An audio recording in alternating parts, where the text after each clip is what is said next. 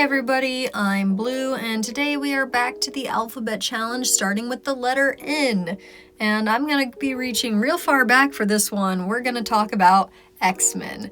Now, me and my sister grew up absolutely obsessed with the X-Men series and the X-Men franchise, and to this day, it remains one of our mainstays. However, the one that introduced us to it was X-Men Evolution, and my goodness if this thing is not a product of the late 90s, early 2000s, but that's kind of what's fun about it.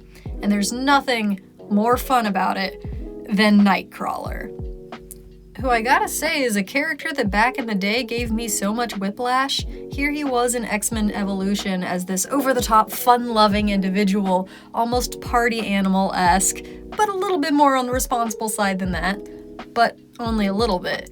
And then you watch the movies where he's very much not like that at all. And of course, this contrast had me looking into the comics where I found that they did just kind of bounce back and forth on what he was like.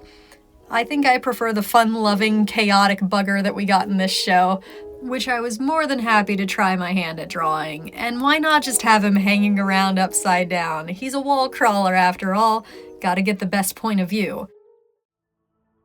And coming up for the letter O, we have a character from the indie game In Stars and Time, which I was so excited to draw a character from. I literally had all of the main characters listed on the alphabet list, and it just came down to a matter of who had the least amount of competition for that letter, which resulted in Madame Odile being our representative for In Stars and Time.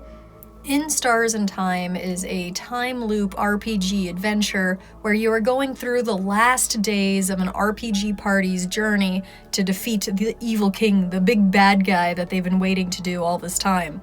But the day just doesn't ever end. There's always something else to do, something else to go back to, and even saving the day, even doing what you're supposed to, doesn't result in a happy ending. You find yourself looping back. So the game's intrigue is, how do you stop the loop? How do you prevent it from continuing for forever?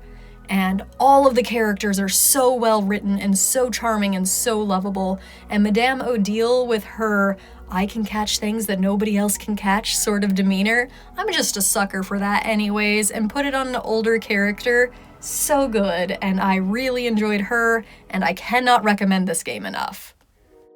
And lastly, we have the letter P, who is going to be represented by a character from the amazing Digital Circus, which has a very eclectic group of characters, a lot of people that you can pull from, and where I wouldn't say Pomni is my favorite, she was the one I was most excited to draw.